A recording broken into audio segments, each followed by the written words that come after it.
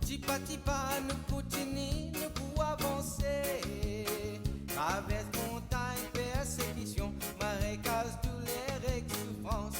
Tipa tipa, nous pour avancer, nous faire confiance. Même si nous pardonnons bien lourd, nous n'avons pas besoin d'un bijou. Mesdames et messieurs, bonsoir. Je suis très heureuse de vous retrouver une fois de plus pour un autre Tipa Tipa, nous avancer. Il y a quelques semaines, nous avions réuni sur ce même plateau 3 représentantes de Femmes Unies Foundation qui étaient venues nous parler de leur mouvement d'union pour conscientiser, valoriser et pour employer leurs mots, pour mettre ban femme dibout lozot, propre lipier et tiazot dans Marée Noire.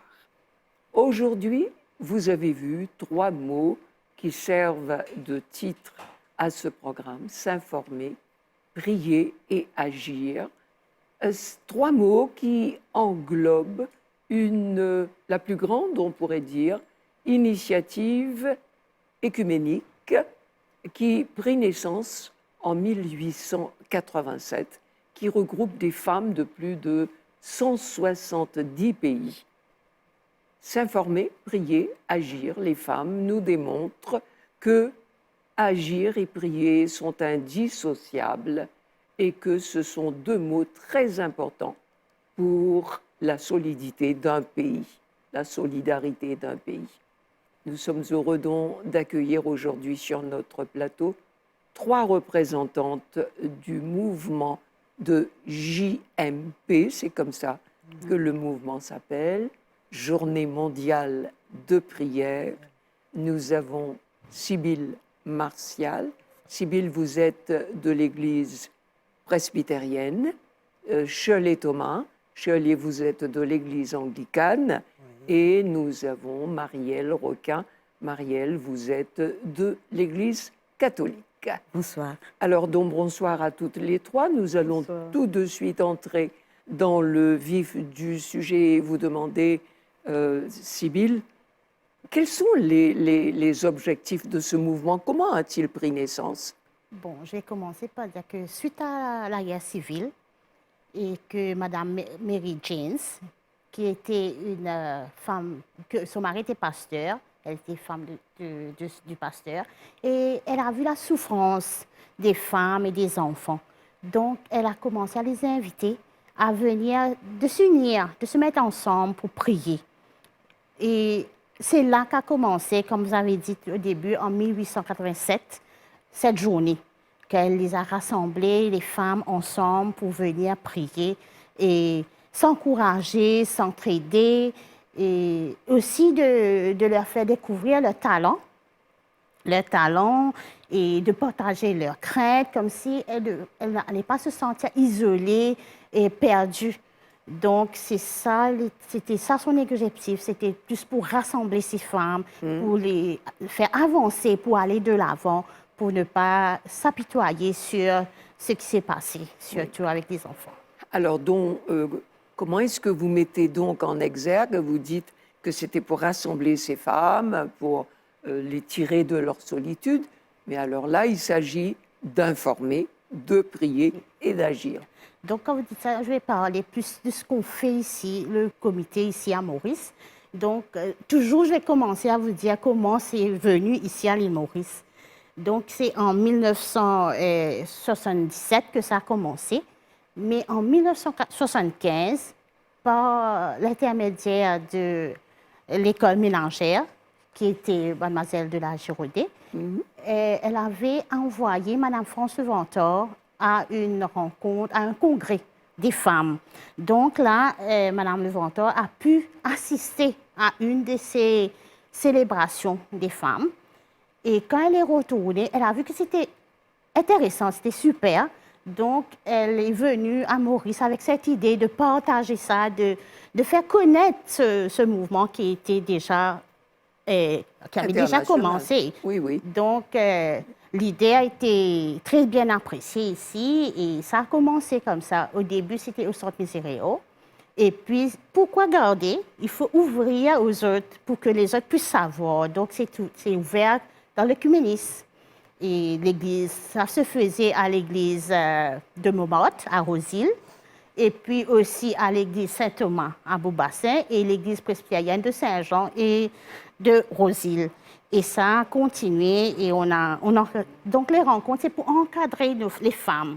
Encadrer les femmes, tout comme ça a commencé, pour leur faire avoir une statue, leur faire avoir plus de confiance en elles, et de partager, de connaître l'autre, de ne pas rester comme si là où on est, mais de connaître l'autre, de savoir mieux ce que l'autre pense, ce que l'autre fait.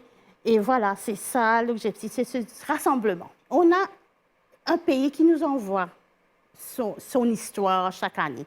Donc, on s'informe, nous aussi, de ces pays. Puis, on prie ensemble pour ces pays, mais aussi pour notre pays, parce qu'il y a bien sûr des similitudes qui se passent. On prie aussi pour notre pays. Et on agit en fonction de ce que les autres, ce pays-là nous ont dit. Et nous aussi, on dit, voilà pourquoi ne pas le faire ici. Et on agit, on essaye de nous rassembler pour agir. Pour revenir à votre question, un vendredi du mois, donc, l'exécutif qui se trouve à New York, le bureau central de la Journée mondiale de prière, et à New York, c'est YDP. Donc, il nous envoie des documents, 6 mois bien en avance.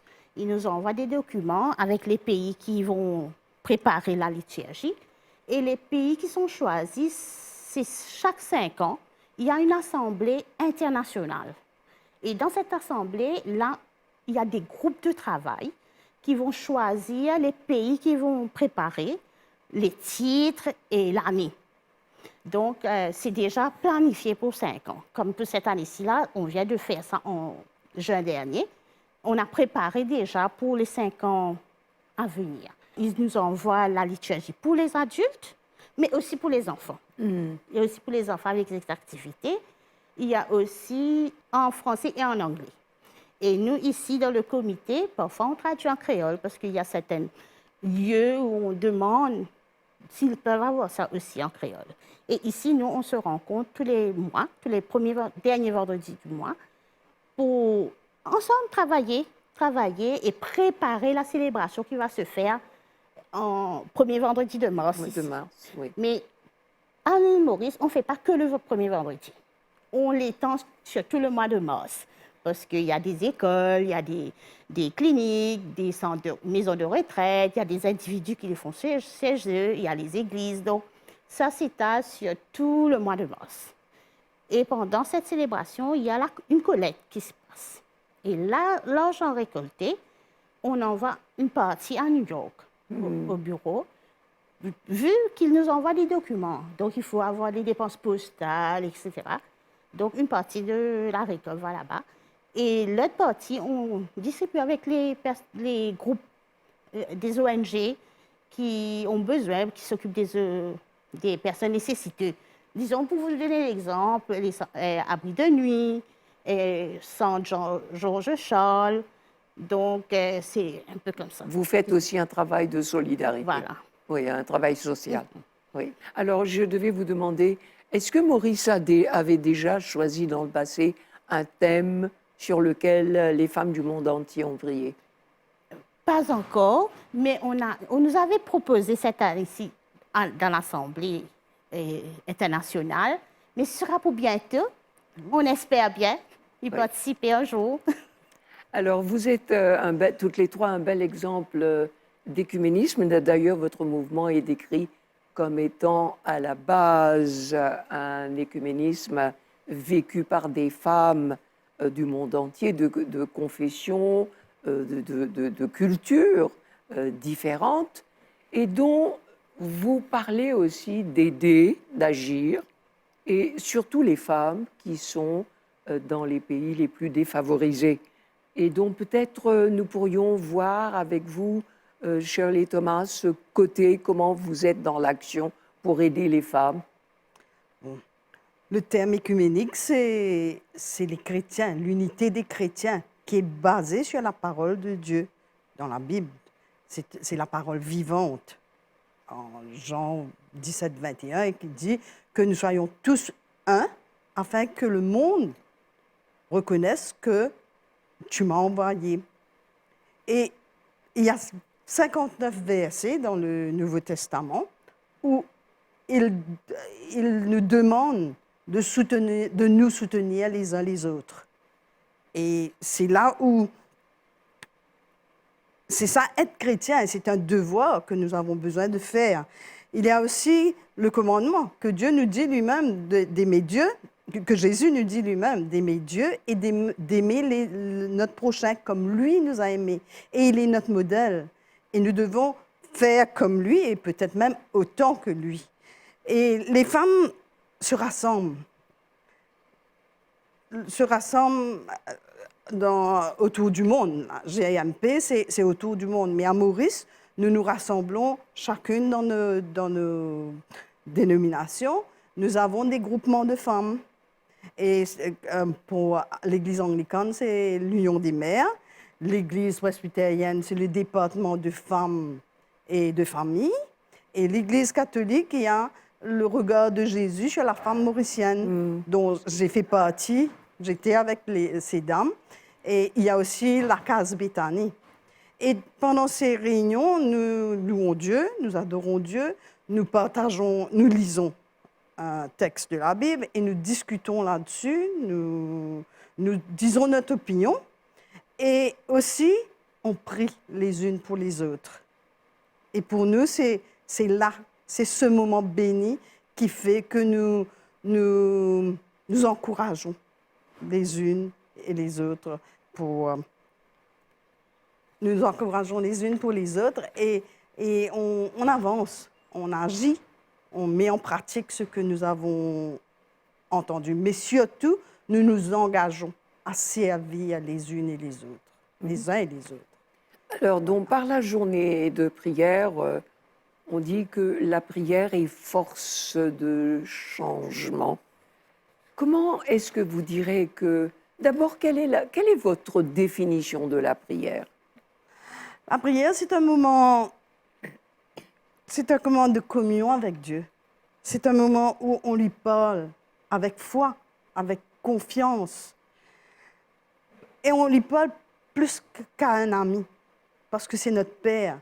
Il nous aime et il est là, il nous prend soin de nous, il nous protège, il nous guide. Et il nous écoute. Pour nous, c'est un moment de relation personnelle avec lui. Et nous devons lui donner la place pour l'écouter dans notre cœur, l'écouter. Et il y a toujours un message. Il y a des différentes façons, il nous dit. Et on doit se laisser agir par le Saint-Esprit, nous laisser transformer, laisser Dieu nous façonner à sa façon. Et là, c'est des moments où c'est là où nous puisons notre force, c'est là où nous sommes fortifiés et que nous puissions aller en avant. Et je vous dis, Dieu écoute les mamans. Il y a l'exemple dans l'histoire de la femme cananéenne elle n'était pas juive, mais elle s'est humiliée, elle est venue vers Jésus et elle s'est même représentée comme un chien qui mange les miettes qui tombent de la table de leur maître. Et Jésus, voyant cette foi de cette dame, voyant son humilité, il a guéri sa fille à l'instant même. La fille n'était pas sur le lieu, mais il l'a guérie. Voilà, c'est là notre force. Et vous parlez avec vraiment beaucoup de conviction et donc vous rencontrez de nombreuses femmes dans vos réunions, dans vos associations, commissions, mouvements différents. Quelle est donc la place de la prière dans la vie des femmes aujourd'hui ou des hommes en général? Mais la prière, c'est, comme je vous dis, dans la Bible, il nous dit de prier sans cesse. C'est tout le long de la journée, nous prions, nous nous remettons à Dieu et nous laissons Dieu agir dans notre vie. Et c'est ça notre force, c'est ça qui nous pousse en avant, c'est ça on ne réalise pas, qui nous dépasse. On ne s'imagine même pas la force qu'on a et comment on peut aller de l'avant. Avec Dieu, tout est possible. Marielle, est-ce que vous avez quelque chose à ajouter sur la présence de la prière? On mène une vie tellement active. Est-ce qu'on a encore le temps de prier aujourd'hui? Absolument. La place de la prière aujourd'hui, on voit à travers les siècles, à travers l'histoire de l'humain, que la prière est naturelle à l'humain. Elle fait partie de lui. C'est quelque chose qui germe au plus profond de lui, comme un cri. Et parfois, cette prière, elle va prendre des formes différentes. Donc, on le voit bien dans les psaumes, par exemple. Et c'est toujours présent aujourd'hui. Dans toutes les cultures, et il y a ce mouvement de l'âme vers ce qui nous transcende. Donc, ça va prendre parfois la forme d'une interrogation, parfois d'une méditation. Et parfois, on le voit aujourd'hui, ça a changé de forme dans le sens où elle n'est plus dans les églises ou des assemblées très codifiées, mais elle s'invite dans les stades, dans des groupes de musique, des louanges. Où ça parle beaucoup, par exemple, aux jeunes. Donc, elle est aussi dans les maisons à travers l'Internet. Elle nous a rejoints pendant les temps de confinement, là où elle n'était pas présente au départ. Et ça, c'est dans toutes les cultures, parce que, moi, je travaille aussi dans des milieux sociaux où c'est très, très mélangé. Et on le voit bien, qu'il y a toujours... Et les femmes prient. Elles ont toujours leur lampe allumée. Et donc, c'est ça. Et elles ont confiance dans cette prière. Et voilà. Aujourd'hui, c'est toujours d'actualité et ça transforme le monde. Oui. Alors, Marielle, est-ce que la prière n'est que parole? Est-ce que la prière ne peut pas avoir une autre forme que la parole? Complètement. Elle est d'abord écoute. Elle est d'abord écoute. Parce que ce qui va transformer, c'est justement ce qui va se passer au plus profond de nous.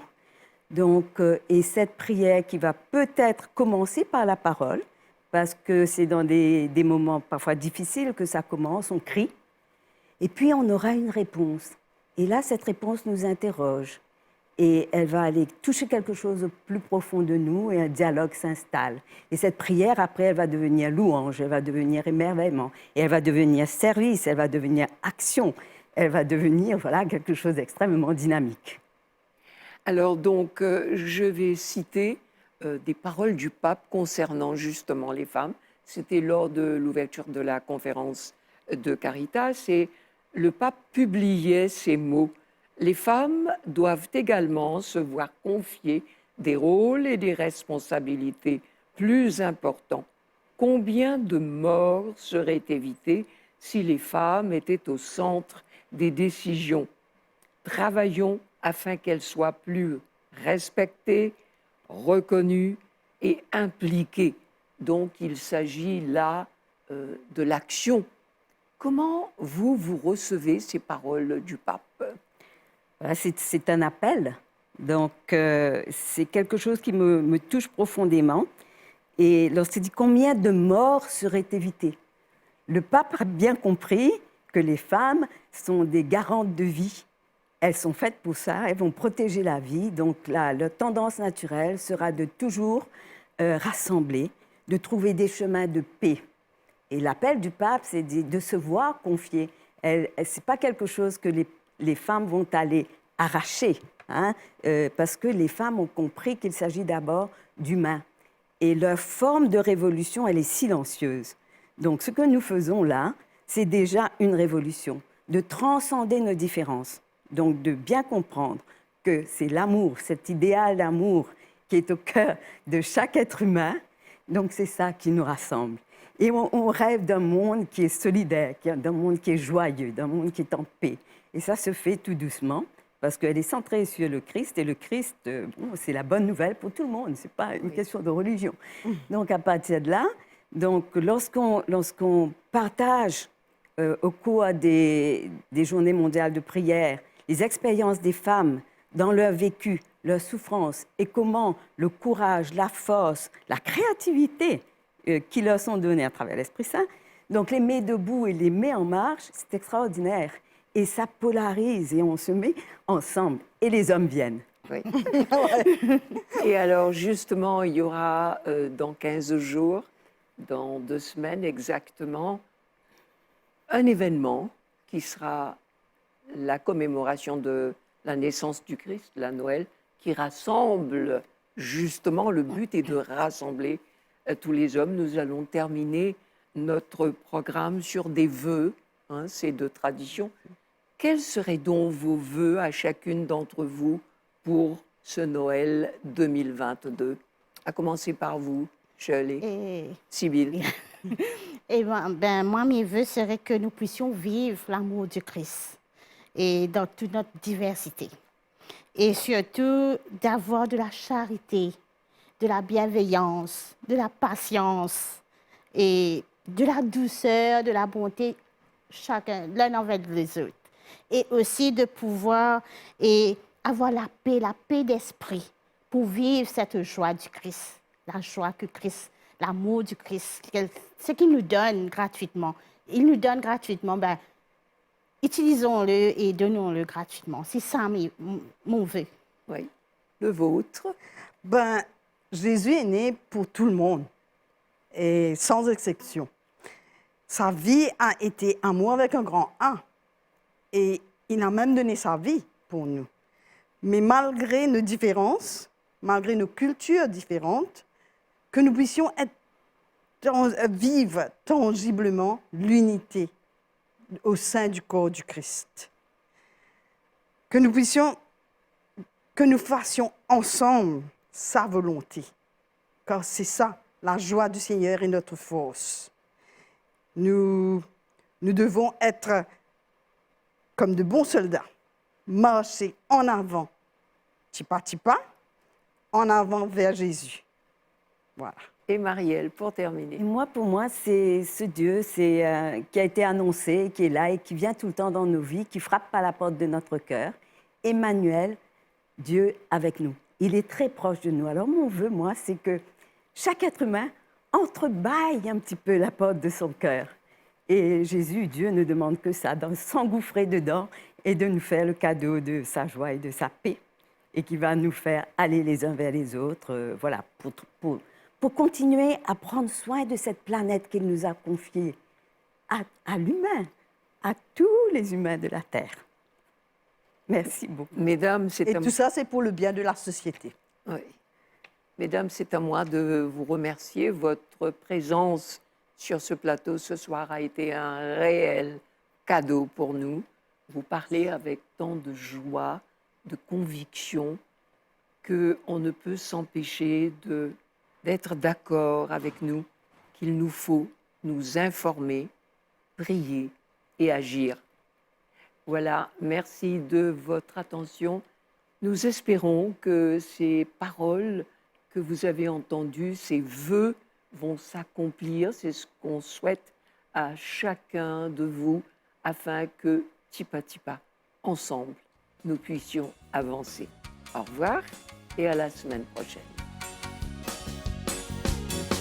Livrez-nous dans une longue cimée pour nous manger. Tipa, nous continuons, nous pouvons avancer. Traverse montagne, persécution, marécage, douleur et souffrance. Tipa, nous pouvons avancer, nous faire confiance. Même si nous fardeaux bien lourd, nous n'avons pas besoin d'un bijou. Tipa, nous pouvons avancer vers royaume bon Dieu.